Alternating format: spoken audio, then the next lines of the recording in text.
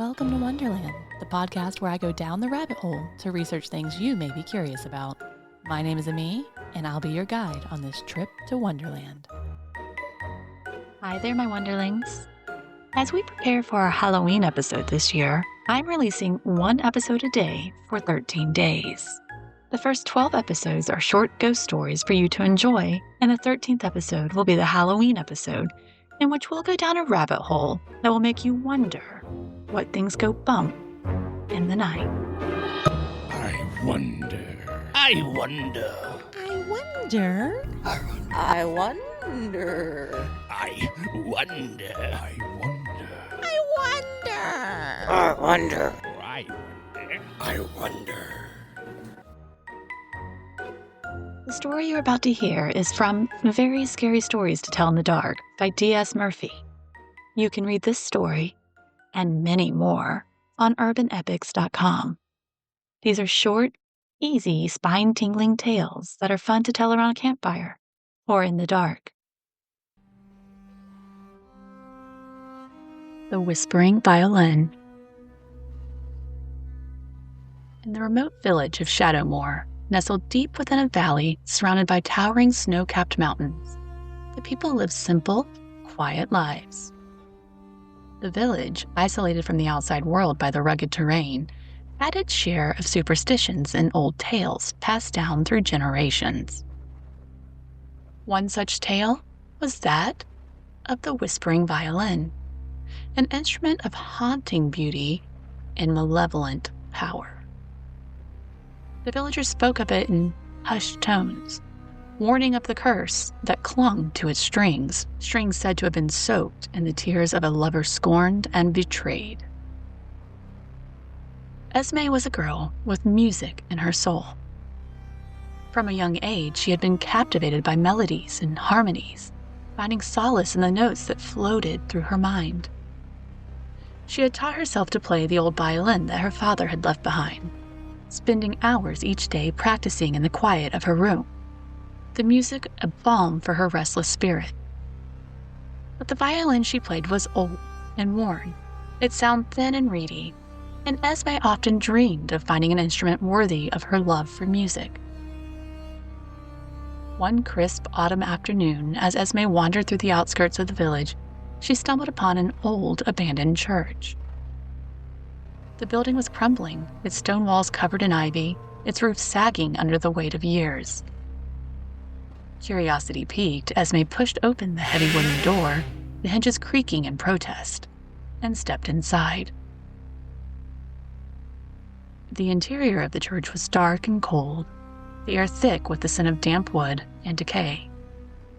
But as Esme's eyes adjusted to the dim light, she noticed something gleaming in the shadows near the altar.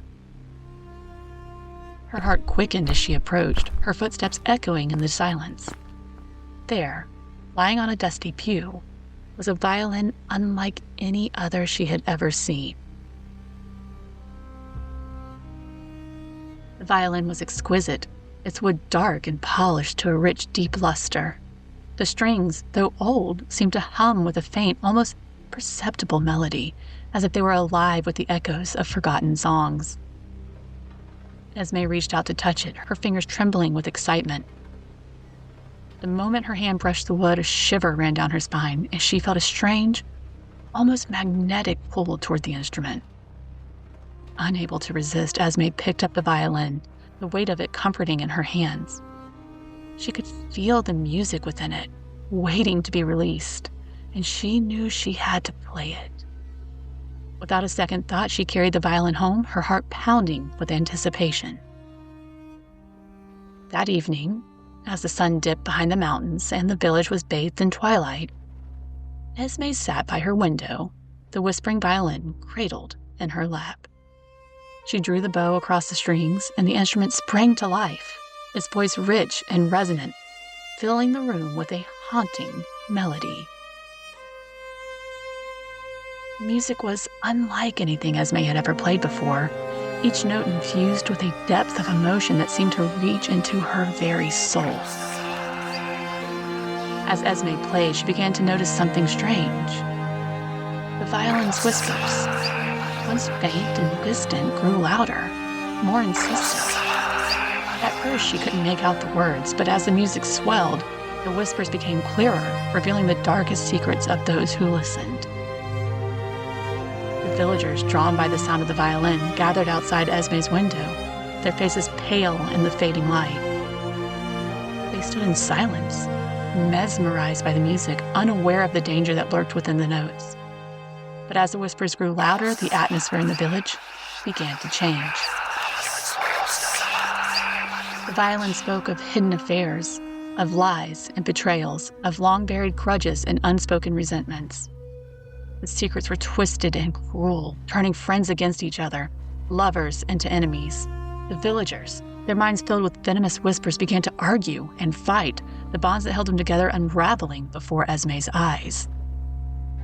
Esme watched in horror as the village descended into chaos, the music still flowing from her fingers even as she tried to stop. The violin had taken hold of her, its whispers filling her mind, drowning out her own thoughts. She tried to put the instrument down, but it was as if her hands were no longer her own, the bow moving across the strings with a life of its own. The violin's voice grew darker, more malevolent, and Esme felt a cold dread settle over her. The whispers told her of the violin's origin, the tale of a lover betrayed, the heart broken beyond repair. The violin had been cursed by the scorned lover, its strings soaked in the tears of the broken-hearted. It fed on the misery it created, growing stronger with each note, each secret revealed. Desperate to break free of the violin's grip, Esme tried to destroy it. She threw it to the ground, but the instrument did not shatter. Instead, it lay there, humming with a dark energy, the whispers growing louder, more frenzied. The villagers, driven mad by the secrets they had heard, began to turn on each other, their eyes wild with anger and fear. Esme realized too late the true nature of the violin. It was not just an instrument. It was a weapon, a tool of destruction designed to tear apart the fabric of the village. The violin would not allow her to stop playing, its curse binding her to the music, to the darkness it spread. As the final note rang out, the violin's whispers reached crescendo, filling Esme's mind with a cacophony of voices. Her vision blurred, her strength drained, and she felt her body collapse to the floor, the violin still clutched in her hands. The whispers faded into silence, and the village was left in ruins, the people broken and scattered, their lives forever altered by the secrets they had heard. When the villagers finally returned to Esme's house, they found her lifeless body, the whispering violin beside her. The instrument was silent, its strings still, its curse complete.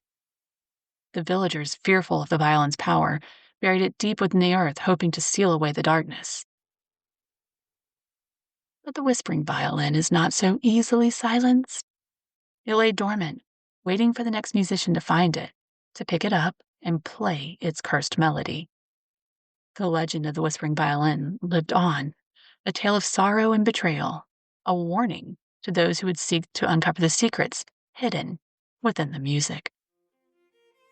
And in the quiet of the night, when the wind howled through the mountains, some swore they could still hear the faint strains of a violin, whispering in the darkness, waiting for the next soul to fall under its spell.